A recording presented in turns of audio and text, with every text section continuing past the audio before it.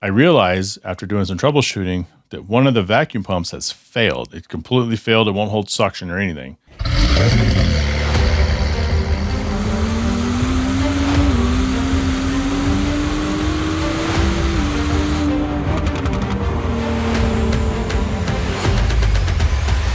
This is Hard Parking, brought to you by Right Hunter and Right Toyota out of Scottsdale, Arizona. Coming up on today's show, Dre Mullins, Dre Day, comes by the studio, and we talk about our road trip up to NSXPO.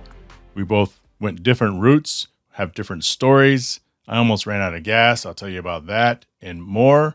But first, Acura has recently announced that they are discontinuing the ZDX. If you're a car person, you probably already knew that. Some of you watching this and listen to this don't really follow car news, which is why you're here for me. You know, I think that the ZDX, I like the car. I don't necessarily think it was necessary, but, and, you know, Acura has since, in the last 30 days, kind of said we're kind of refocusing. We're going to do more coupes. We're going to do more sedans. We still like EVs, but we're going to make more improved hybrids in the future as well. And I think it's just one of those global strategy changes that every car manufacturer is facing. We've seen a lot of that. The ZDX was only around for like less than 2 years. And I almost tried to convince my wife to get one. Like, I think it's a great looking electric vehicle. I think it shares some stuff with GM. I think it is co-produced with GM, General Motors. But, you know, I wonder how the ZDX is going to be remembered. I know they couldn't really sell very many of them, but there really wasn't a demand out there. I think it's just something that Acura wanted to produce to kind of say they had a cool EV SUV out there, and most EV SUVs are money pits, no matter what brand. I mean, Rivian, I don't know if Rivian's turned a profit yet. I know it took Tesla, you can quote me on this, I think, like 15 years to have their first profitable quarter. So, you know, at the end of the day, it's a money-making business, and it has to make sense. And the writing on the wall is it just didn't make sense right now. So, you know, again, I'm a fan of the ZDX. I think it looks great. I would have loved to have driven one for a weekend or so. At this point, no thanks. Coming up after this word from Arcus Foundry Spark Forge, Dre Mullins. So quick story for you. A listener lost a big job, missed the call, never saw the DM, probably because he was listening to this podcast. It happens, and it's fixable. Running a business shouldn't mean juggling a dozen apps and missing opportunities. Spark Forge helps you reply faster, capture more leads, and get more reviews, all without adding hours to your day. One simple place to handle calls, texts, and social messages, so you can focus on the work that pays. It's like finally putting your business on cruise control without losing the steering wheel. One login, one platform, all under your control. Consolidate your tech in one place to save time, money, and headache. The future is here, and it's powered by SparkForge AI from our friends at Arcus Foundry. Jump into a 30-day trial today by using code HARDPARKED at getsparkforge.ai and stop letting yesterday's tech eat tomorrow's profits. Joining me in the studio is Dre Mullins, back for the third time, Dre Day Volume 3. We both just got back from NSXPO. We both drove our NSXs. Yes. Across the country. Yep. Phoenix to Tacoma, and we both took two completely different routes. Absolutely. I logged 4,200 and approximately 7 miles of mine on the trip. Oh my God, you got it down to the mileage? All I know is I was in the car for days. In the cars for days. So what I want to do is, I think it'd be fun if we were to kind of go through and talk about our journeys. You know, the homework was to take note of some things. I ran out of time. Or rather, I didn't manage my time as well as I would have liked. And so a lot of it I'm going to be going off of memory. But to backtrack, we both left Saturday, September 13th. And based on when I called you from the gas station waiting for JC, we probably left at similar times. That's correct. How did your first day go? What exciting things happened to you on Saturday on your way up? Okay, so... And where did you go? Where do I go? Where'd I go? So, took the journey from Mesa, Arizona, to Tacoma as well. But throughout the days, we actually made a few stops. So we ended up, me and my wife, we decided to go trying to take a scenic route. So we actually left from Phoenix area up to Vegas to go visit her brother for a little bit. From Vegas, we continued on a journey to Lake Tahoe, South Lake Tahoe. So you took 93, right? Because when I called you, you were going to like Wickenburg and all that. Absolutely. 93 sucks, by the way. It is horrible, man. I remember it being better. No, it gets worse because once we left Vegas, once you get, I want to say northwest of Vegas, it's if you've ever driven like West Texas, it is the same thing but more desolate. So I didn't really save too much, but as far as like scenic route or anything like that, but it was an experience. I'm glad I knocked it out, and I probably won't do that route again, but but it was an experience to go through. So you guys stopped in Vegas. Did you stop for like lunch? Yes. Yeah. So actually what we did, we just had brunch with her brother and his family. So that was the beginning of the journey. And like I said, we just took the little scenic route because we knew we were going to South Lake Tahoe. But we got into Lake Tahoe when it was dark. So Right. kind of defeated the purpose of getting there. So we actually had to enjoy Lake Tahoe in the morning and just kind of walked around the lake. I didn't realize how huge Lake Tahoe was. Right. It's massive. So it's like in the middle of the mountains, I had no clue. It was a great experience. And then from there that morning. Okay. So what did you do in Lake Tahoe? You said you just walked around. Was there anything that stood out or just. Okay. So how was the traffic? Because I warned about that. But when we were in Tahoe, we flew into Reno. Okay. And then we drove to Tahoe from Reno. Okay. Which I don't know if that's maybe about an hour, northeast Lake Tahoe. Mm-hmm. It is about northeast. I didn't go to Reno, but yes, kind of remember off the map, looking where to go. It would be about northeast. But the traffic getting into Lake Tahoe area was actually pretty hectic because like there was some type of concert going on. There was a couple other events and venues, which would explain why a good portion of all the hotels are booked and why we were kind of fighting, looking for a place to stay that night. So what I'm hearing is you didn't book ahead of time. Well, I did. But I could have done a little bit better because, like I said, when I was picking the rooms, I really wasn't like, I was just like, I'm just going to pick a room. But then everything was like booked. And I was like, well, something must be happening, but I needed to just finding a cool budget in that was open. But did you get in trouble? Did the missus yell at you? Let's just say she had better words at that time. But it was a road trip, and I only knew we were going to be there for a few hours. So it was pretty much stop, catch some a little bit of shut eye, and then keep it rolling the next morning. Got it. And then so now we're on Sunday. So let me back up and talk about my Saturday then. Yeah. So we met up at the Shell off of, I think, Carefree Highway or whatever it is up there. Whatever the exit that you took, I actually took the same exit in the opposite direction to wait. Now, this is my first time. A lot of people have seen pictures of the car with the box on top. Right. So the story of the box is my dear friend Will said, hey, you should take my box if you drive up. I go, I don't know, man. I've never done that before. And I went to Google Images, and I'm like, all right, well, NC1 or 2017 NSX, carrier on top, nothing, zilch. Okay. Now, what I found out after I got back is there's a gentleman in Canada who has a black NSX that put a black box on top of his car. So it's out there somewhere. So is it NC1 NSX with the black box or okay? Yep. All right. Because it wouldn't make any sense to look up your car. Nah, you're completely different cars. And it's like, all right, well, sure, it'd be kind of cool, right? It'd be cool. So I went over there, did the test fit, and over the course of the next 6 weeks, the time just moved really fast. Got you. And so as I showed you, I did a bunch of drawings and things. I'm like, all right, this doesn't exist. We got to lift the thing off the top in the back because it looks dumb just centered on the car. It looks better. All the sports cars, you see it on the canopy kind of extending to the spoiler or something else in the back. Right. So I designed a kit for that. But the C-suckers are good. Okay. But my biggest concern, having never tried it, I didn't want to drive it, didn't want anyone to see me driving around. Right. So the only test is sucking it on top of the car in the garage for 4 or 5 days, putting some weight in there, and then putting a level on top of the box to see if it moves at all. Okay. Because we had one hinge point, everything else I cross-drilled and had quick release pins. So even if the pole slipped this way, it couldn't slip because the pin was in there. So it just kind of do this. There was one spot on each side of the back that I didn't drill through, and that would have been the only point of potential failure. Gotcha. 2 cups in the back, the 4-cup system in the front. Tight as hell. Nothing happened. I had all the podcast equipment in there. I put a couple old brake rotors in there from the old NSX. It was heavy. Cool. So that morning we set out, and this is the first time I've ever driven with that box on top. So how nervous were you? I was I mean, like, you got an experimental box sitting on top of a brand new car And this isn't something that you're just going to go online. It's supposed to just work. You're like crossing fingers right now. I wasn't going to a car show No. or Cars and Coffee. I was driving to Tacoma, over 2,000 miles away. Right. And so I didn't really know. I felt pretty confident. I emailed the company. I said, hey, they said that we have elevation.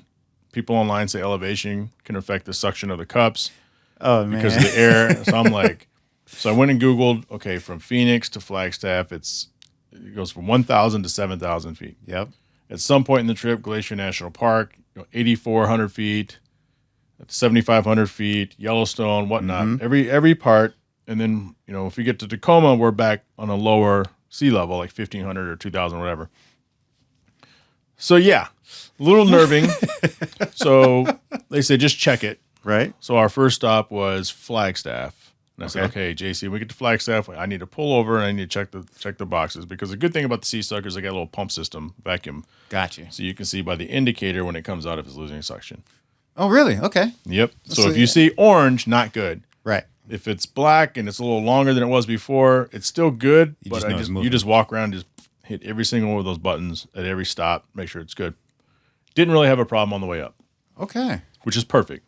So Saturday we took a route. We went up through Page, Arizona. Okay. Which I guess I knew it prior, but I had never been there. Okay. That's the famous spot with the Grand Canyon, for access to the Horseshoe Bend or whatever it's called. I know exactly where you're at. Yep. So we've never been there before, and it's interesting to see the terrain change so much. It looks like Badlands or something. Yes. It just changed so much. So we stopped there. So I learned that's where that is, and then we took a really nice route in between. Somewhere I forgot, but south of Salt Lake City. Okay. So Saturday we stopped at Salt Lake City, and then friend of the show Kyle Nielsen, who has the Long Beach Blue Type S NSX with the Science of Speed Pure 900 turbos and the white TE37s. Okay. Yeah. He met up. He met up. JC was tired. He had the shoulder surgery. He just wanted to go straight to bed. I'm surprised that he actually went on the long haul like that. He just got his shoulder back functional. Yeah, and we'll bring that story back forward later. But he's limited, and so his driving back and forth, his shoulder was getting kind of sore. So he'd get kind of ornery toward the end of each day, which is fine. But he wanted to rest. But Kyle picked me up, or actually I met Kyle at STK Steakhouse. Good for people watching. Okay. It's a steakhouse that, have you been to STK? No, I have never. So we used to have one here in Scottsdale. It's kind of like a Ruth Chris style. Okay. So compare it to the one that we have been to together, Bourbon and Bones. Would it be on that level? Or? I would say it wants to be on that level. Okay. Okay, so I know what kind of steakhouse you're at. STK is cool. It's good food. Gotcha. It's a little glitzy. You walk in there and, some kid will walk in with a girl on each arm. Swear to God, this happened. Okay. Yeah, or you'll see, it'll be bachelorette party style. Understood. You don't really see that at Bourbon and Bones. No. It's more of a little up. I wouldn't say upscale because they're both steakhouses, but you know what I mean. You've been to both, or you've been to Bourbon and Bones. We have this table next to us, and there's a guy with two girls, and he looks, I don't know what he is. He's probably early 20s, hip hop-ish looking. Okay. Got the sunglasses on and the hat that he hasn't taken off. It's after dark. Okay. Yeah. Right. And we look over, and this girl's he's up taking pictures of her. Okay, so maybe he's supporting our Instagram page, huh? Maybe. Whatever. But there's another table opposite of them, probably 10 feet over, and there's people come walking, and there's 8 or 9 girls and 3 dudes. So this is STK. But my boy Kyle, he's great host. He's like, if you come to my city, I'm taking you out. Okay. I don't care what you say, I'm buying your dinner. Oh, that's what's up. Oh, he's a great guy. I love the guy. Okay. But he knows everybody. He's the NBA elf. So he does the games at Utah Jazz. He's known. If you Google NBA elf, that's Kyle Nielsen. Okay. So he's well known in Salt Lake City.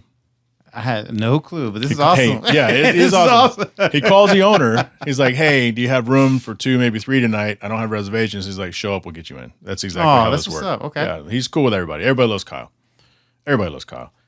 But while we're there, there's 2 or 3 other people in the restaurant. Kyle, what's up, man? He knows everybody. It's dope. So that was my Saturday night. Okay. And so I forgot, where did we stay at? We stayed at one of the Marriott properties because I'm trying to become lifetime platinum, right? Understood. Yeah. I think maybe Sheraton or whatever. So talk me through your Sunday. My Sunday. All right. Sunday's a little bit more exciting because we had made plans to link up with the rest of our party. So that was going to be Jay Jones and Tug. The goal was to meet up in Napa. So we left from Lake Tahoe, drove, right across Cali into Napa area, and decided to hang out there and do 2 wine tastings. So on the road trip. Yeah, on the road trip. But no. So check this out. We stopped driving. It was to drive to Napa, and then from there it was like, hey, we knew we were chilling there. All right. So it wasn't wine tasting and off to Tacoma or anything. Nah. But we wanted to take advantage of the time, and then we knew that we had a little bit of a journey ahead of us. So here, let me look at the wineries, because there was 2 wineries that we went to. Let's see here. The first one was the V Satui, Sattuai winery. Now, that one there, we just did the wine tasting at their facility and just kind of laughed and joked back and forth. And then that's when my wife was able to give one of our members of the party a new nickname. But, we'll get into that later because... Are we going to get into it later? Because I want to know. Well, we'll let him talk about that in a minute. But we'll just say that he learned a thing about gravity and glasses and bumping. And then, his new nickname became... what we call him, Spiller. Okay. So we just laughed and joked about that for a few days. And then from there was another winery that I thought was freaking amazing. Mm-hmm. It was the Castillo de Amorosa. And these are Napa. These are actually...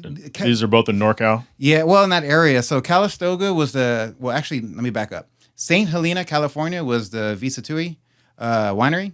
And then the Castillo de Hermosa. That one there was in Calistoga, California. So that's all in that whole Napa area. But sure. But the cool thing about the second winery, man, it was built like a medieval castle.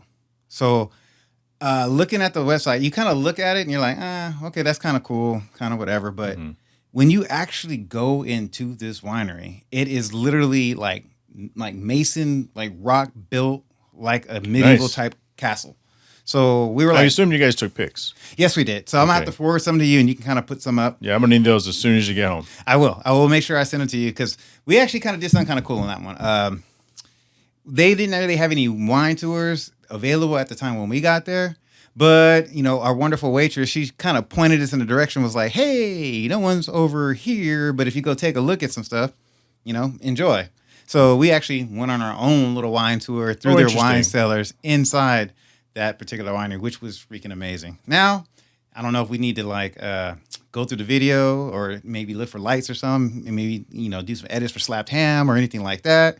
But it was a lot of fun, kind of exploring and going into the winery. So that was pretty much day 2 for us, because then from that point we just already had parked out and ended up staying that night at Bread and Breakfast. The name of the place for that one was the Calistoga Wineway Inn. It was a little Airbnb bread and breakfast, but it was real easy, simple, and much, much better than the hotel the night before. So I was back in the great graces of the wife. Right. And we were ready to move forward the next day. What? Tell us more about the Spiller. Oh.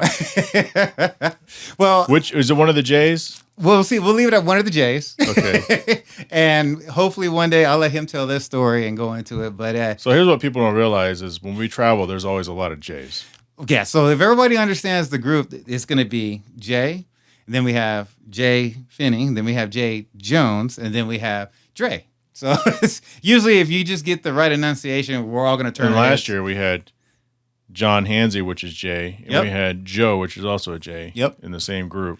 Then when Jason's around us, then that's another J. So it's just a lot of J. A lot of J's. Let's see, what else happened on that day? No, what happened? The Spiller. Oh, one of the Spiller, J's. Spiller. One of the J's. So you got to remember, well, they were actually, let me back up a little bit. The goal was to meet in Napa at 1. Mm-hmm. No problem. I'm leaving, Lake Tahoe, GPS. Hey, you'll be there about 1:10, no big deal. As I'm driving, I get this text message. Hey, we're going to be in Napa about noon. I was like, okay, that's about an hour off. No biggie. So they had a head start on the winery area before we got there. So they got there early So- and pre-gamed. Yes. So I guess their little pregame, they were all Assholes. So we were trying to get caught up. So as we got caught up, we noticed that we were just trying to catch up to the race and get a couple drinks down with them. They were a little bit more fluid than we was, and then like I said, they were able to knock Which one of the theys? This is going to be Jay. We're going to go JJ. Okay. Jordans. Jordans. We'll call it. Oh my God, that's another. Because I know there's story. a Jordan story. Was that on Monday or was that on Sunday? That's going to be on. See here, Monday. That's a Monday. That's All actually right, Monday. so that'll be a Monday story. Yeah. So, but nah, I guess he was just talking. We're all having a great time. And the host was amazing. Yes, he tipped over a glass, but this is the cool thing about it, though. As that glass tipped over, the tender that was helping us with the wine tasting, I think he caught that glass right as it went down, wiped the wine off the table so smooth, refills his glass and slid it back in front of him before I can almost catch what happened. So like some Mr. and Mrs. Smith shit. He's a spy. Hey, it was amazing. The only reason I even knew about it is because my wife happened to catch and observe everything and then let everybody know. But that was an amazing little situation. So that's a stark contrast to my Sunday. Because I mean, you guys you're the party group. Right. And so my thought was, okay, I can either do the party thing. Yes. Because we hang out, the group. I said, or I can take advantage of what I considered to be not really once in a lifetime, but something super unique that would justify me wanting to even drive my car Right. from here to the destination. And so Sunday morning we get up, Salt Lake, and we drive through Jackson, Wyoming, Jackson Hole.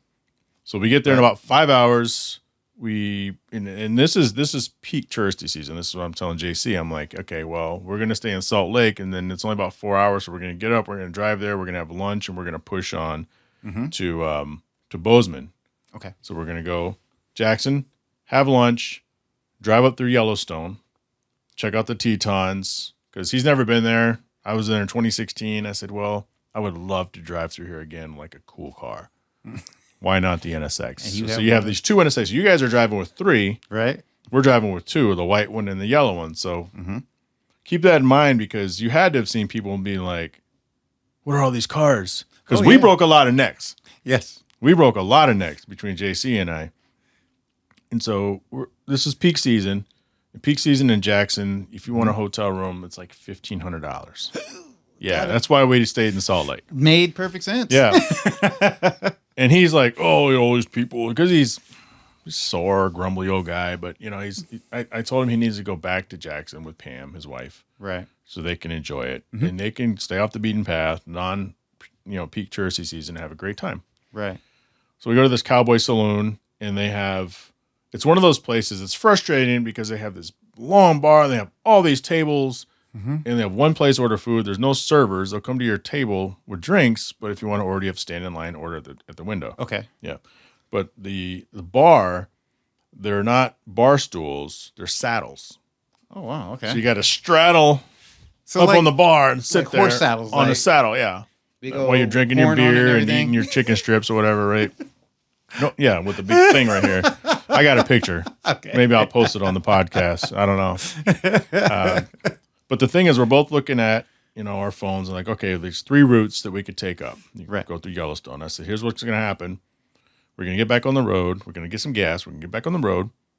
And after a while, you can't miss it. We're going to go by the Jackson Airport. You're going to see the Tetons on your left. Beautiful. There was no snow on top, unfortunately, from what we could see. Right.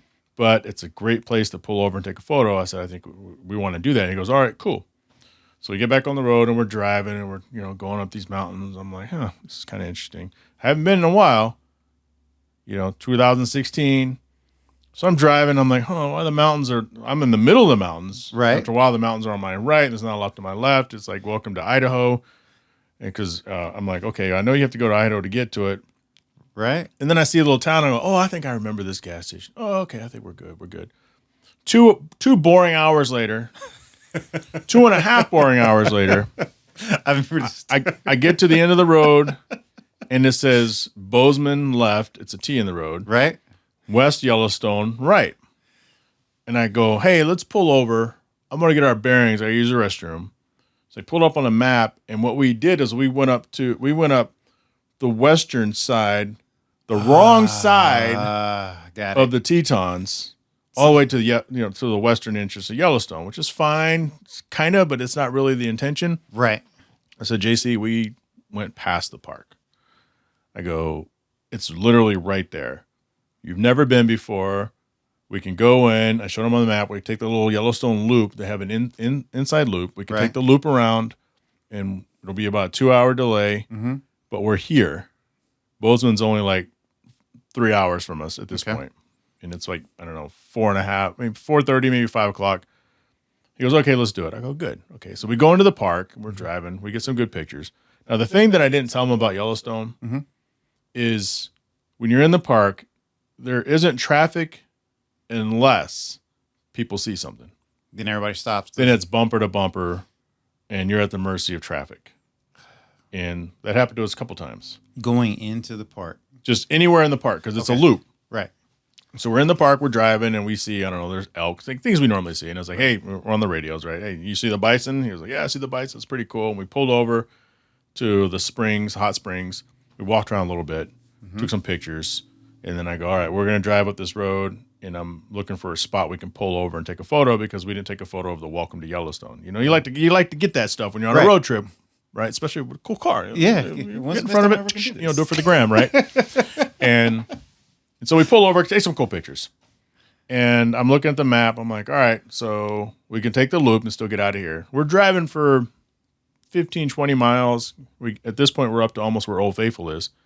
And I'm looking at the map. And first off, 90% of this road trip, we don't have real cellular service. It's the SOS on the phone. So the maps are kind of goofy, offline mode. And I go, man, at 35 mile an hour, at any given time, we could stop.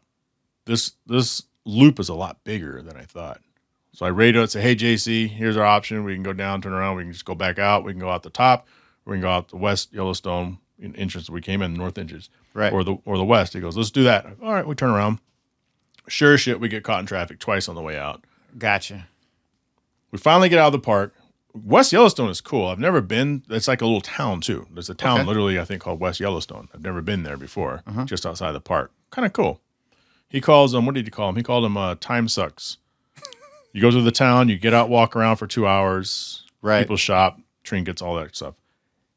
One thing about this road trip is there were a lot of these little towns. I don't know about on your route, but our route in the middle of nowhere, there's a lot of little towns that, man, I would have loved to have gotten out and just kind of like walked around a little bit or taken some pictures of badass murals, abandoned American Indian town, Native American Indian towns where they decided to just paint the entire side of the hotel that's shut down or the motel. And it's art and it looks sick. It'll look even sicker with a white Type S in front of it. So it's funny you say that because that's one of the things that me and my wife were kind of talking about in our road trip. Like when you're with the group, so time becomes a little bit different of a commodity. It does. Yep. So you don't want to be the one to be like, I see, because I'm telling you, there's visions of what you saw. Like, I see something cool. That is the greatest backdrop ever. Let me get a picture of this little town, this little setup. Let me put my car here, collect a bunch of these pictures. But you start seeing that every so often. All you're doing is slowing down your convoy. So it was like that moment of like, I want to stop and pull over and get this picture, but you didn't want to like hold back the group. So I completely it's exactly understand. that because when we did the road trip last year, all of us went over to Texas. Every gas stop, if it's you, it's 5 minutes. Right. If it's the group, it's 12. Right. Right. And then you just add that every food stop. You can go in and out and grab beef jerky. You can sit down and go to McDonald's. You're in and out there 15 minutes if you want to do that. You can go to a restaurant in and out there in 20 minutes. If it's a group, it's 45. Yep. Like every time. So you want to be what is it?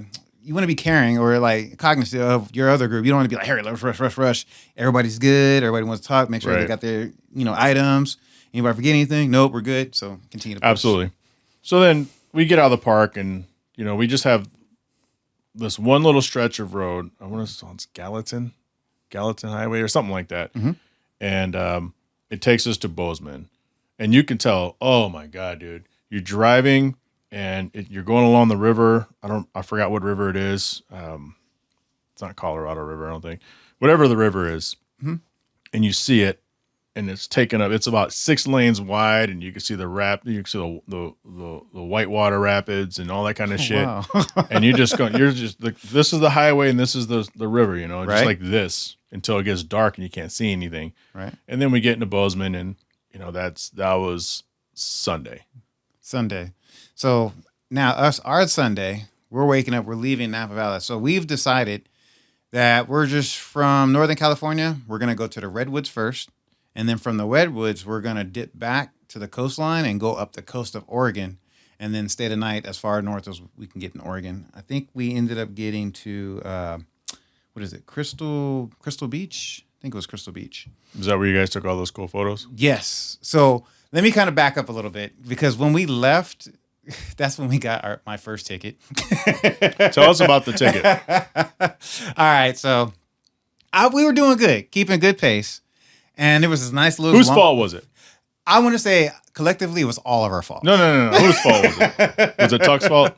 I would have said, hey, listen. Was it Tuck's fault? I'm not blaming anybody. We all were speeding going faster than the 65, okay? All right, so it's Tuck. But let me explain what happened. And then I'll let your audience, and they can comment below, you know, who they think's fault it is. Okay. All right, so there's 3 NSXs. Mine is NA naturally 276 horsepower, and that's about all. Yep. And we have NC1 that's putting out almost around a little over 700. And then we have another NA1 putting out a little over 400 horsepower. Well, they were well in front of me. Of course. And I was like watching. Come to find, as we were going, as you know, coming over the hill, wonderful CHP. All he sees is 3 NSXs flying up the hill. And he just locks up his brakes, comes around, and then turns and gets behind us. Now, we're driving for a little bit, but like I said, they were in front. And so they don't know. Would you guys not have your radios? At that time, it was too late. It was like, okay. He saw us, and I was like, just whatever. Mm-hmm. So he ended up following us, get in front of us, follow us to a point where the road bottlenecked, and that's where he decided to pull all 3 of us over. So So come to find out, he stopped at my car first because I was in the rear, shooting stuff back and forth. Come to find out he's prior military. He was like, yeah, a radar, somebody doing over 100, another guy doing well over 80 something. And yeah, you were over 80, I think 75. And I was like, oh, speed demons. So I'm sitting there, all right, well, what was it? Anyways, long story short, after shooting stuff, I mean, he's prior military, I'm prior military. He was like, all right, this is what we're going to do. 75 over, everybody. So he gave us all 3 of those tickets. But like I said, I was in the back. So whatever. Yeah. Now I know that they were trying to get pools and try to like maybe get a little video, and they just might have lost sight for a second, not looking ahead. But whatever. Nobody has a radar detector, I'm guessing. No. We were relying on. I borrowed one for the trip. You know what's funny? One of the members of there was like, "Yeah, I forgot mine at the house." So I was like, "It would have been nice, but it is what it is." You can't forget your radar detector. I don't. You know what? I don't like using them really because I tend to like stay below a certain speed, or I try to stay with traffic. I've gotten so many tickets in my life; it's not really worth it for me to try to go 1,000,000 miles an hour as long as I can. I just kind of in little spurts. It's especially when you're on a road trip. It's the towns you're unfamiliar with. That makes perfect sense. Because I haven't had one since I sold my old NSX, but I'm going on this road trip, and it saved our ass quite a few times. I bet it did. Because you're rolling to a town and you see it go from 65 to 55 to 45 to 35 to 25. Yep. And that's when you get pulled over going 32 and a 25. Yep. Especially in a nice car. Yep. And so that combined with ways in your eyes, you need all 3 today. Because I always question, it's like, okay, in 2025, do you even need a radar detector anymore? And I would argue and say, absolutely. Not in the city. But in the middle of East Jesus, absolutely.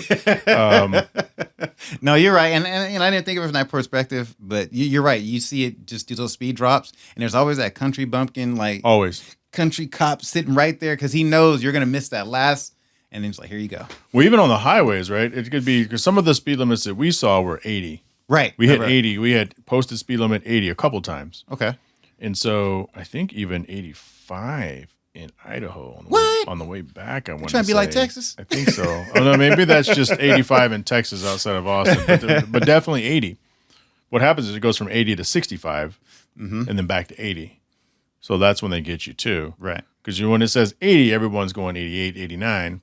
I probably have been, honestly, my average speed probably would have been on the highway like 93. Right. If I didn't have the box on top of the car. Mm-hmm. I was still speeding Be for a little sure. drag. Because I just, going with the flow of traffic. But my Monday, we're on Monday now. Mm-hmm. I'm going to back up to your Monday. Mm-hmm. Jordan's got wet. Okay. Tell us about that. Tell us about somebody climbing trees. So the climbing trees part was in the Redwoods. So when we we're starting our journey from Napa, we stopped in the Redwoods. That was Mr. Tuck, man. He's one with nature, and he was going up trees. Got some videos of that and pictures and whatnot. But awesome time. Forgot how beautiful that park is. Leaving that park, when we were going up the coast, skipping to Monday. This is Oregon. So there's a couple lighthouses. Come to find out, the 2 lighthouses that we planned to go visit, the one day that they're freaking closed was that day. Of course. So, whatever. We just got to watch the lighthouses from the distance. And what we ended up doing is, to get a better vantage picture, Jay Jones, he was trying to cross this little stream so he can kind of get a picture of the lighthouse from, the far one, coast side, a little ways away. It's kind of hard to And let's set the table here. All he wears are Air Jordans. So he probably has 50 pair. Probably more. Probably more. He's got all the drops. He's got them in special boxes. Yes.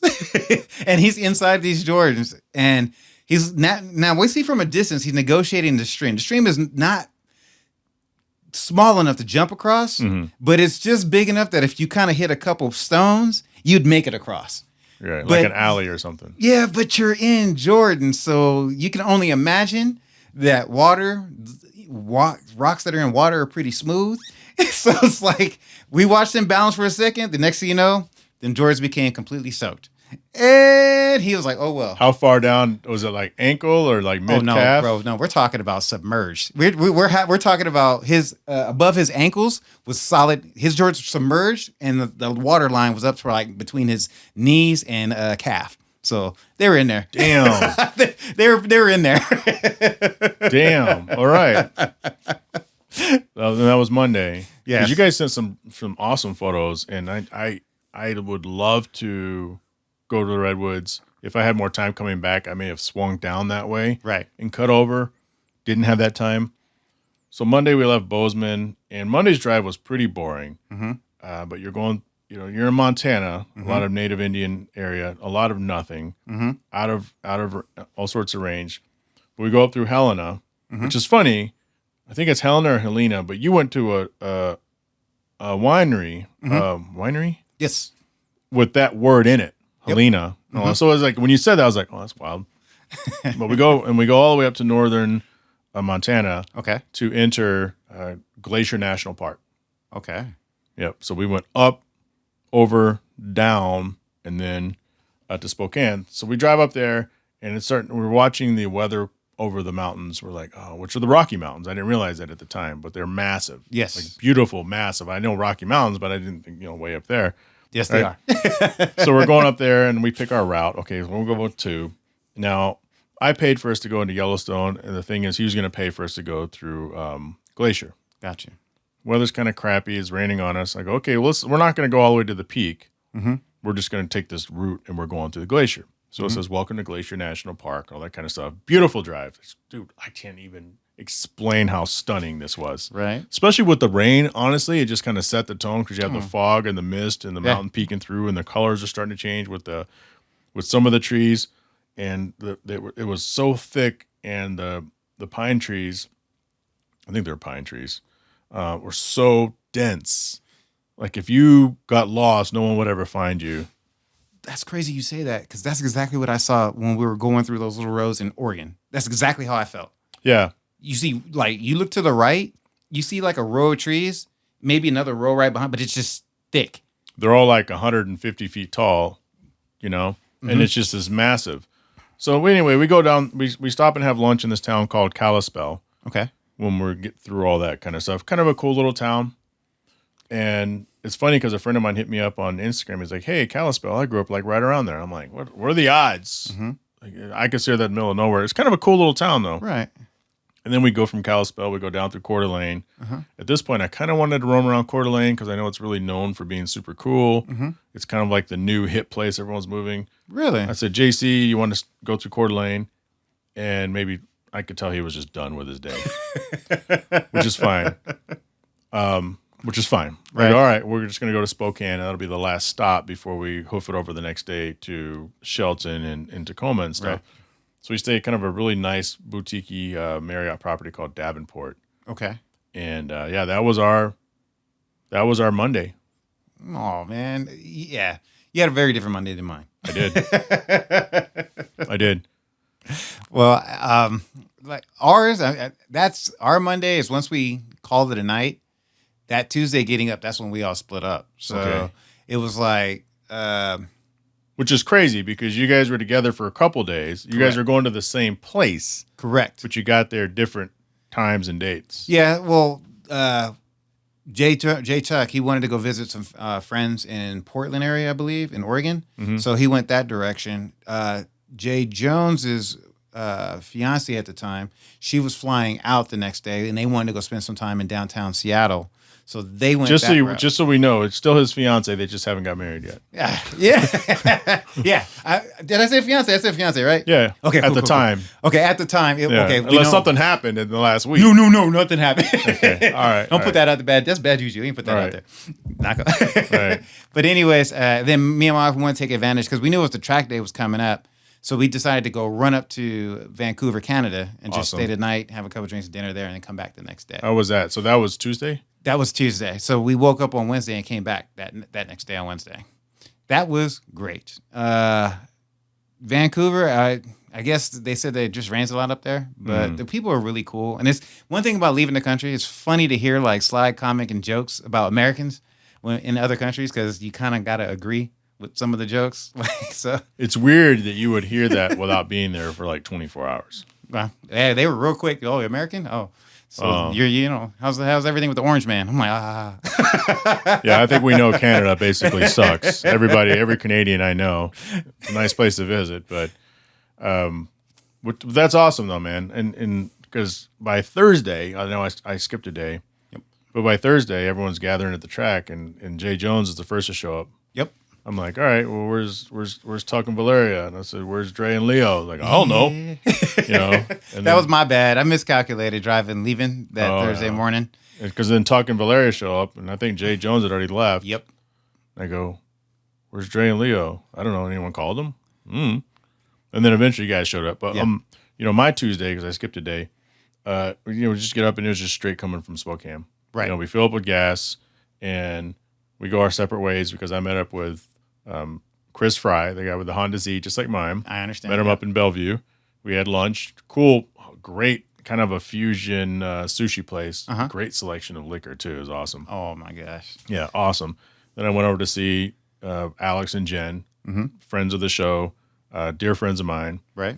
Hung out for a little bit. Alex, I brought him to the track on Wednesday. Took a bunch of photos. You weren't there. No. But I have those on my computer. And then, Wednesday it was, that was Tuesday. And then we went to the casino and all hung out on Tuesday night. Okay, so how was the casino though? I want to say it's called Little River Casino. It was cool. None of us really gamble that much. Right. But it was the casino. It was close to the track, the ridge. And then, of course, Wednesday morning I get up and I decide to drive to the ocean, take a bunch of photos because I saw those my pictures. friend Alex, I was like, well, Alex is going to come down, but he's not going to be down until later on. I don't really want to be at the track from 7:30 or 8 a.m. until 5. Yeah. I might as well, figure out what I want to do with my day. And so that was perfect. And I got back and the media team was like, damn, Jay, you want to go back to the ocean before you leave? we saw you went there. We want to take a bunch of photos and videos. I'm like, no, I don't have time. I would because, it's a great media team. And they were willing to do it. I'm going to take a page out of Jorge Aquino's book. Shout out to the media team. He gets shout outs to everybody. Yep. That was, and then, there it was. Expo happened Wednesday, Thursday, Friday, Saturday, and Sunday, and we began our journeys. Back home. Just one more thing. Shout out to the media team too, because I was able to see the little snippet that they released on the NSXPO. teaser. Yeah, the teaser. There you go. Yeah. On the Instagram page. Man, that looked really good. I really can't wait until the whole video's released because I was really excited off the little snippets that we got. That's why we continuously bring them back. Okay. Because Rebecca, she understands the vision that the club is trying to put out there and the direction we're trying to go. That's a skill set of hers. So she knows by now this is her third time with her team covering it. And Gotcha. she replaces parts each year depending on where they're located. She tries to find people local to that region because it's more cost effective on the club. Understood. And it's got to be people she trusts. Correct. Because Mason was doing the videoing. He's from here. Gotcha. Yeah, in Phoenix, because she's really good, and he works with her right now. And then the other two she's worked with before, and I think they were here, and they moved to Seattle area. And they just happen to be local. And they just happen to be local, and they just happen to be incredibly talented and easy to work with. Well, I mean, me starting with NSXPO in 2022. That was her first year doing it. You know what's crazy? For us. I've watched them develop, and they've gotten better and better and better every year. So I am big ups to Rebecca, your whole team, everybody. Like, you guys have come an amazing long way and continue to just up the bar. And I want to just go ahead and thank you and take, great job, big ups, everything, and to continue to do what you guys are doing because it was awesome. Well, I'd love to go through NSXPO, but I know you have a heart out. So I do appreciate you coming through, and I'll just do the rest of it on my own. Oh, man. Hey, can you handle the rest of it on your own? I think so. All right. Well, hey, thank you so much for Jay inviting me over, having a little bit of time, kind of chopping up about our little road trip up and down from, what was it, Tacoma, Washington? We want to say Tacoma, that. Yep. And to the next episode, man. Will be episode 4 next time, right? To the next episode. Thanks, Dre. Thank you. Bye-bye. All right. Let me take a quick break here. Okay, we are back. Dre had to leave at an important appointment to go to, but I still want to talk about Expo and a little bit more stories from my journey, so stick with me on that. Coming up next week, I sat down with Jonathon Rivers, or John Rivers, as his homies call him, after NS Expo, after the banquet. And I had him on last year. He has a YouTube channel called Drive Culture.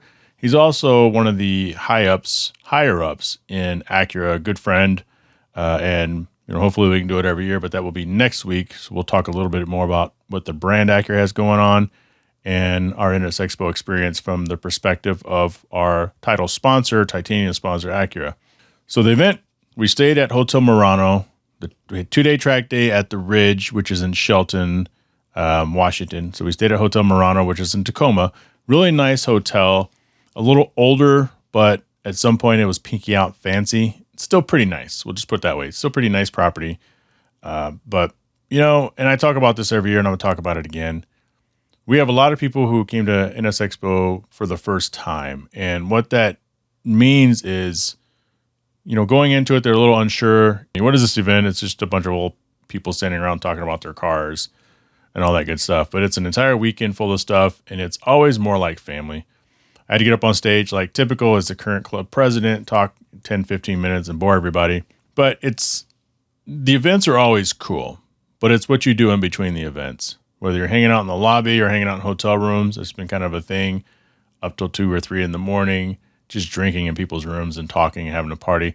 I'm sure the people staying on the floors that we weren't or in the adjacent rooms were probably pretty upset because we got pretty loud. Not necessarily a lot of laughing and just crazy shit, but just a lot of talking and drinking. But it was an excellent event. And again, next week, maybe we'll talk about it more. I haven't reviewed that. Obviously, I recorded it already. But my journey home with JC was just as interesting in a sense as our journey there. So the event concluded on Sunday. So JC and I, we left, and our first night was in Twin Falls, Idaho. But of course, I wanted to stop by and say hi to my dear friend, Wes Tankersley of One Drink Wednesday. You guys see us all the time on Wednesdays at 7 o'clock p.m. Pacific Standard Time on our YouTube page. On our Instagram at One Drink Wednesday. You can also get to it if you watch me. You can also get to it if you follow Wes Tankersley. But JC and I met up with Wes Tankersley and David Diggs. David Diggs was on this podcast last year. He's a musician, recorded with a lot of people, have some albums out there. But we met up for a nice dinner. But the trip there was not without some interesting things. So As I mentioned before, I have the roof box, the carrier box on top of the car, a custom rack system that I designed with my friend Will. Did a lot of research, had a pretty good system. Didn't really have problems with the entire trip. It did partially collapse the back of it when we were going through Glacier. And what happened was, and that was JC and I on our way up, I picked a spot. We're driving, it's misting outside, kind of raining, and I go, that spot. As a car person who likes photos and likes scenery and likes nature, the thing is, I love nature. I don't do a lot of nature things, but I just love seeing nature. Anything natural is just awesome. It's just a complete escape. I saw a spot, and you get the mountains in the background, the big, Glacier National Park in the background. The leaves were changing. It was misty. And I go, that's a spot. We need to go back to that spot and take a photo. And so we're driving, looking for a place to turn around. And you're going through these winding roads, Interstate 2 or Highway 2, State Highway 2, whatever the white one is with a letter, that's the one we're on. And we're driving for 3 or 4 miles, and JC says on the radio, maybe we should find another, we'll just wait for the next once-in-a-lifetime photo or the next beautiful spot. I go on the radio, I go, no, that's a spot. I'm going to find a place to turn around. So poor JC, very patient, by the way, with me, because he doesn't get or understand any of this photo stuff. Usually his wife does that. You guys already know that I'm really big into things like that. So I find a spot for us to turn around. So we're backtracking up this rainy road. It's not pouring, but it's just enough to get on your nerves, which, by the way, his wiper failed on him too, which probably wasn't helping him too much. So we backtrack, we get to the spot, and so I go to pull off the tarmac onto this huge kind of gravelly, like half circle. So that it's a spot you could tell a lot of people pull off to take photos, but it's not a paved spot. So what happens is you end up getting a 2 or 3 inch drop from the surface of the road to that little dirt area. And so when I did a U-turn, the last part of my, my rear tires went off of it and went down the drop, and that drop was enough to jolt the bracket loose, and then my camper on top just went like that. So I got out, fixed it. Wasn't hard, but that's the only time that the thing came down the entire trip. And we were going through elevations, all sorts of temperature, all sorts of extremely strong winds. Got the car up to 98 miles an hour, passing somebody on an 80-mile-an-hour road. But most of the trip I was in the 80s because, I had the box on top, which I'll talk about that a little bit later about the wind noise, because that was a big question that I got. So anyway, so we're driving up, and so that was the only issue I had on the way up. On the way back, we are in, I think we're still in Washington. It's kind of hard to tell because we're going to Idaho, and I have to look at a map, but we were in Washington a lot longer than I thought we were. And at one point we were in Oregon, and then we went from Oregon to Idaho.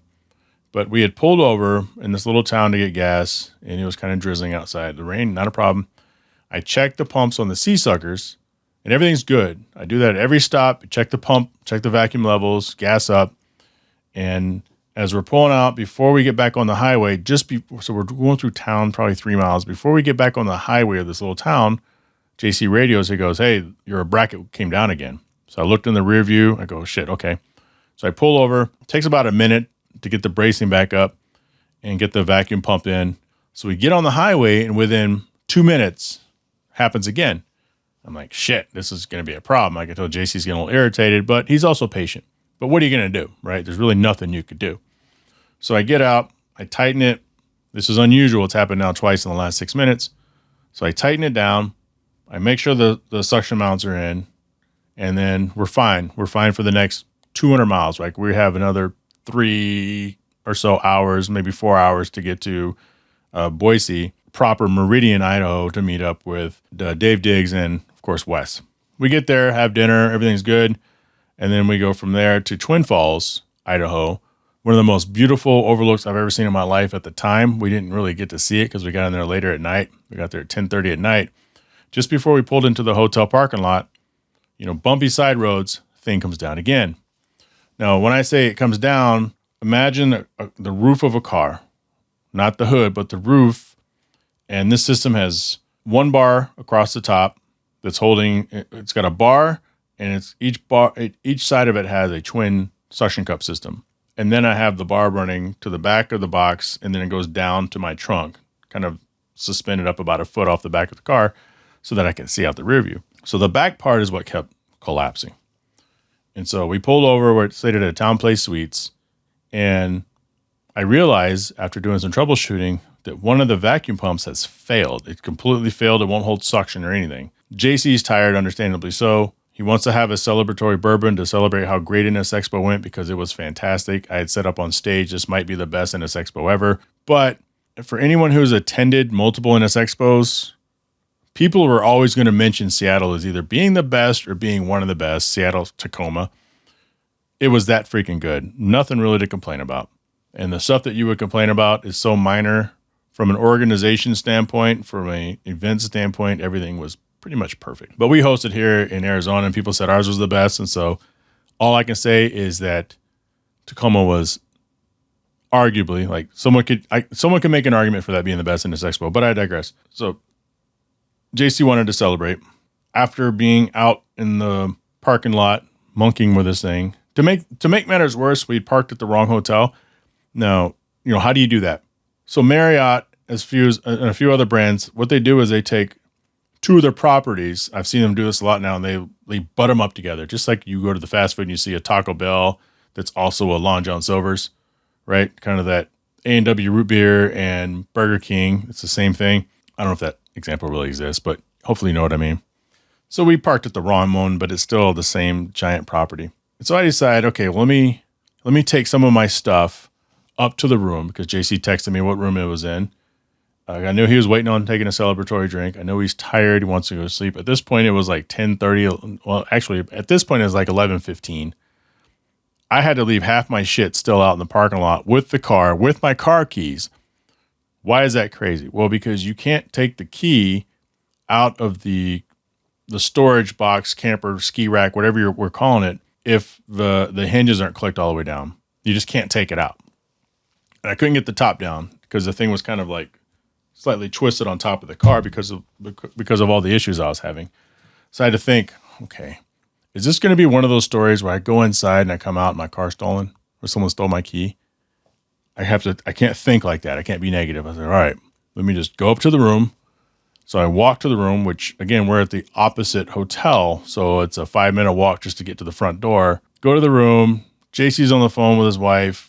He finally gets her off the phone, and I'm sitting here the whole time thinking, I don't want to be rude, but my car, my keys, everything's still out there. I only brought half my shit here. I got a major problem I got to deal with, because if I don't get this fucking vacuum, if I don't get this thing fixed, I might be stuck in Twin Falls, Idaho. Where did we get the liquor? Let me back that up. You didn't ask, but I'm going to tell you. Wes, of course, the great guy as he is, on the trip, JC rated up to me and he goes, hey, do you have any whiskey in the car? And I go, well, I have this really cool bottle that I bought and it's still sealed. I just bought it because it's cool. And so he said, I don't want to make you open up a bottle. And I started thinking, okay, he wants to drink something. So then I called Wes. I go, hey, can you get together some like Idaho bourbons, maybe Seven Devils or something for my buddy JC who's driving behind me. So when we show up for dinner, Wes has these 3 little glass containers with 3 different bourbons in it. Wes to the rescue. So when we get to the hotel, that's what we ended up drinking, is a celebratory. So we get the 2 coffee cups, and JC's like, which one do you want? I go, I don't care. They're yours. They were a gift to you. So if you want to have one with me, fine, but you certainly don't have to. So we drank one of them, I think straight from the barrel or whatever.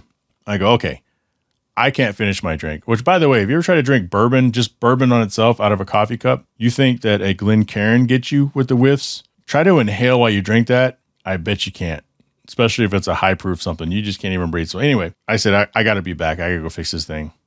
JC says, fine. So I leave the hotel room. I'm in the parking lot for an hour and a half trying to figure this thing out. I am dead to nuts thinking I am stuck in Twin Falls, Idaho. I get on the Seasucker website, no distribution anywhere around me. And this town isn't a small town. It's small, but it's big enough to have a Home Depot and a Walmart and all that kind of stuff. So it's not a micro-sized town, but I'm thinking, Jesus, I didn't want to ask JC for help. His shoulder is busted. I talked about that with Dre earlier. He's had multiple surgeries. He can't literally lift it that high. He's older. He's tired. He's worn out. We had a crazy weekend. He just wants to get home. I want to get home too. It's now Sunday, well after midnight. I'm got to be home by Monday evening, but I brought my laptop because just in case I had to work remotely. More on that in a little bit. but I didn't have to use it, fortunately. So I'm out there in the parking lot, and I'm just thinking like, freak, man, I got to figure this shit out. How do I do this? How do I make this trip back home? 14-hour road trip, or 14 hours left on this road trip with a busted roof box. So I take everything out of the roof box. At this point, I already taken the cups off the back of the car because one won't stick. I took it off just to make sure and just tried to stick it to the glass. Nothing, no suction, nothing. So I stuffed the trunk and I stuffed the passenger seat, but I still had shit that I just couldn't fit. That's how I thought I was going to be stuck. JC didn't have room in his NSX. It was packed as well. And then I thought about it. I built this bracket to be broken down. I had a bunch of quick release things on it, like I said earlier. And all I needed was another bar, which I had. I just wasn't thinking clearly. It's the bar that goes underneath the box because you have a bar in the front and you have a secondary bar. So if I had a sedan, both bars would be on top of the car. The reason I didn't have that on the NSX is two things. Number one, it looked cooler the way I had it. Looks. Number two, the box's instructions said, try not to mount the bars anywhere closer to each other on top of the car, no closer than 29 inches. So at least 29 inches. This was right around that. And so, the distance on the top of the car is not that big. So I figured, okay, let me think. Let me take the existing ones that work like crazy and move them forward about a foot. And then I could take that other bar and take the suction cup off the legs on the quick release system, which is what I did. So I took that whole thing apart. I put the one cup that actually worked on the second bar on the roof. I took the bad cup and I put it on the bar as well for a sense of balance. I pumped that thing down, took that heavy ass box, put it back on the car, got the whole thing locked in place, got the whole thing loaded. And thank God it held. And I was really nervous in the morning. JC came through because I needed a strap, like I don't know, what are those quick, those crank straps or whatever, because I had all my podcast equipment in a big bag, and that bag weighed about 30 pounds. I needed to keep that bag on top of the car. So on the inside of the box, there's a couple anchor points. So I ran the strap through that, and it held that, and with the lid closed, it prevented that big, huge bag that I had in there from sliding back, causing unnecessary strain on the back of the box on top of the car. That way it all stayed centered right on top of where I was sitting.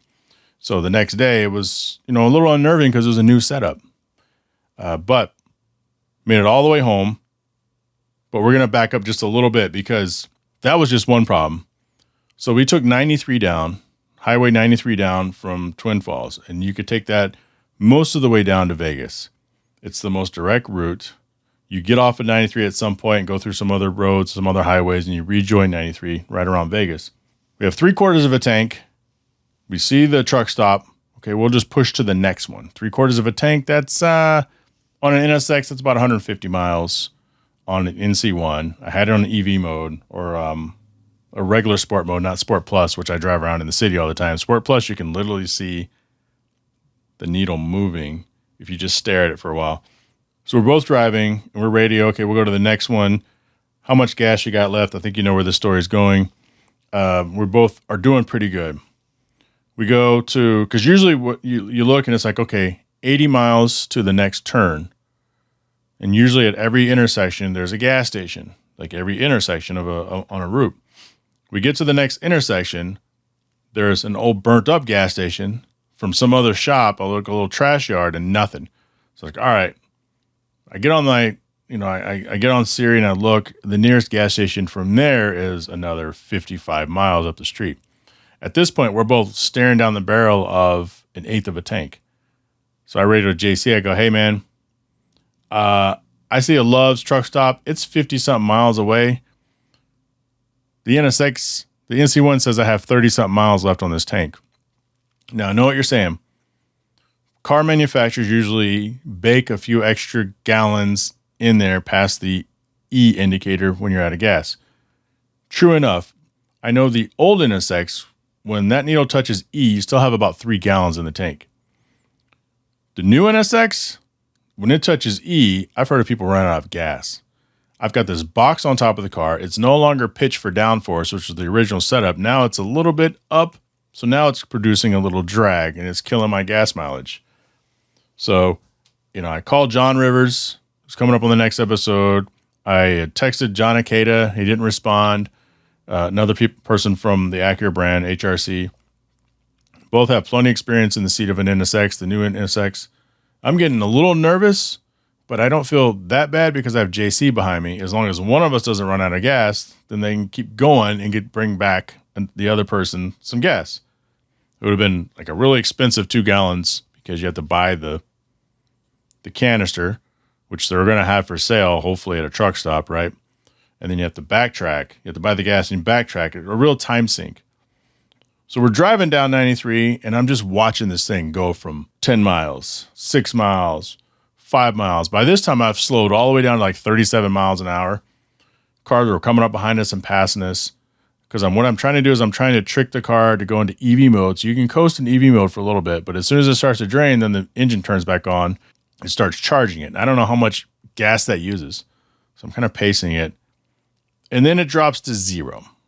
Now I'm starting to get nervous. And I told JC, hey man, just go up ahead of me. And if you see me up there, great. If not, I'll call you if you need to bring me gas. But he stayed behind me because he's a patient. He's a G. JC is a fucking G. So he stays behind me in the yellow NSX. And I'm coasting. I have to drive about 5 miles on 0 estimated miles to go. We get to this tiny little town called McGill, Nevada. We go through McGill, and you can't really see it from a distance. All you see is trees. So I'm thinking, okay, McGill hopefully has a gas station because there's no way I'm going an extra 12 miles to the Loves, which is at the next stop. That's the one where I'm going to when I've been coasting on E for 4 miles. So we pull into McGill, and we're talking, and it's like, okay, they have a church. That's a good sign. Okay, that's a good sign. So if they have a church, great. They might have a gas station. So we roll a little bit further, and we see what looks like a gas station on the right side, but the sign's busted. Like, it's old. It's shut down. I'm like, oh, that ain't it. At this point, I've been rolling on 0. But here's the thing. When you're pulling into the town, God bless McGill, God bless these small towns, the speed limit goes from 65 to 55 to 45 to 35 and eventually 25. And I'm like, hell yes, because 25 in an NC1 NSX, you can coast on EV mode. You see the RPMs go boop, 0, motor completely shuts off, and you can see your electric thing slowly draining. But it's good for like a mile or two, maybe even more at 25 mile an hour on cruise control. So I'm cruising to town on EV mode, thank God. And then we finally see this one gas station with 2 pumps. You have diesel and you have 87. I said, this NSX is going to eat some 87 octane. So thank God I put 2 gallons of 87 in there, and that was just enough to get me to the Loves 12 miles down the road. So I ran out of gas almost, and I was nervous as hell because here's the deal. By this time, I'd already asked Siri, hey Siri, how many gallons of, blah, blah, blah, blah, does the NC1, I just asked, it showed up on my phone, how many gallons does the NC1, NSX hold? And it's like, well, the NC1 NSX holds like 50, I think she said 15.3 or 15.5 or whatever. So I put the 2 gallons in this little in McGill. When I get to Loves, I put in 12.3 gallons, which means I only had like a half a gallon left. There's no way I would have made it. Holy shit. But, once we filled up there, the rest of the trip home was event free. The road sucked. We went to Vegas. We ended up going to Boulder City, Nevada to get lunch. We decided to pick some random barbecue place called Fox Barbecue. My guess is going into this little town would have been a total tourist trap. The definition of a tourist trap restaurant means that they don't care if their food's good or not because there's a constant flow of customers. It could be the worst food. I was prepared to eat some shitty ass barbecue. I didn't care. We go to Fox Barbecue. It ends up being one of the top barbecue spots according to the employees in the entire United States. Guy Fieri did a diners, drive-ins, and dives there.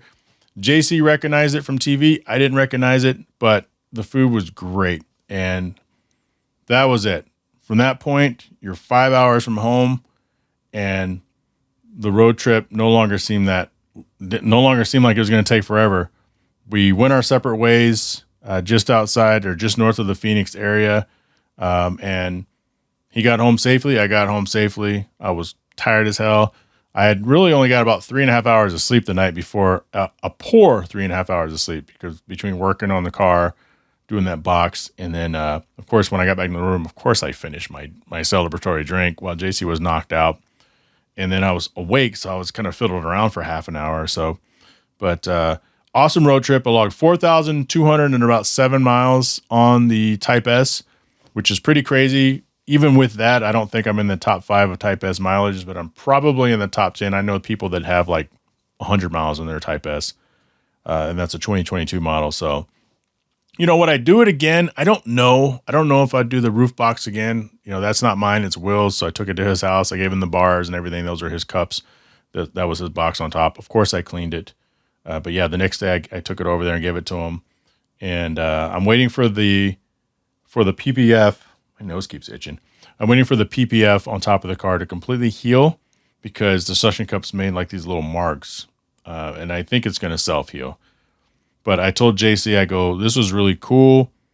It made my car more unique at the event. It broke a lot of necks on the highway. It was very functional because I had that thing full of stuff. I had my wife's duffel bag up there. I had the podcast equipment. I had the dirty clothes bag. I had the cleaners. At one point, I had my rollerboard up there because I pack really well. But I said, I don't know if I would ever do that again. But then I immediately started thinking of ways that I would re-engineer it, make it better. And I've already got some ideas in my head. So, next year, the NSXPO is in Orlando. Seriously doubt I'm going to drive there. And then we already know the following year it's going to be in Cleveland. And I will probably fly there as well. But it all depends on what everyone else is doing. It all depends. Maybe Acura has a new car by then. I don't know.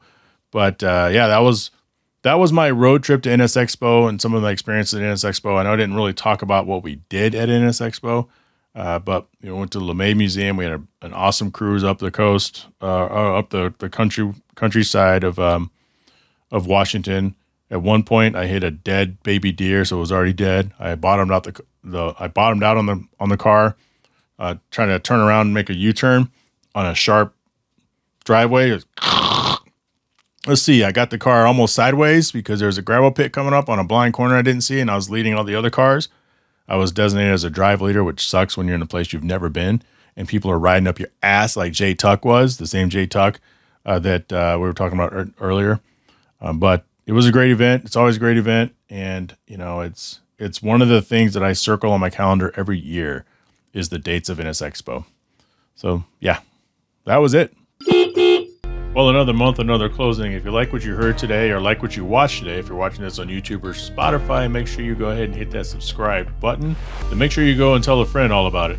I want to thank our sponsors, Right Honda and Right Toyota, SparkForge AI from Marcus Foundry, one login, one platform, all under your control, AutoCannon officially licensed Honda and Acura gear. Can't forget Patreon business supporter, Kuya Automotive out of Winter Garden, Florida, Automotive Specialty Tool out of Owings Mills, Maryland, The Lucky Brakes out of Caledonia, Michigan, Beak House Small Home Design out of Ashbury, Virginia and Traverse City, Michigan, and Shaping Success Treasure Valley out of Boise, Idaho. If you're in a position to help the podcast upgrade, you can join the Patreon at patreon.com/hardparkingpodcast, or you can become a member on YouTube. There's a buy me a coffee option there. If you want to support the show, if you get value, if this is one of your favorite shows to watch, why not support it? Special thanks to Mark Stoneman, Catherine Cox, Eddie Ramos, Richard Graves, Byron Jones, Bo Jung, Alice Domina, Drew Bunkley, and Dre Mullins. Questions, comments, or concerns, leave a comment below or email the show info@hardparking. Follow the show on Instagram at hardparkingpod. And make sure you subscribe to this YouTube channel if you're watching on YouTube. And I will see you guys next week. Now it's stripping time. Ain't nobody got time for that. Shut up!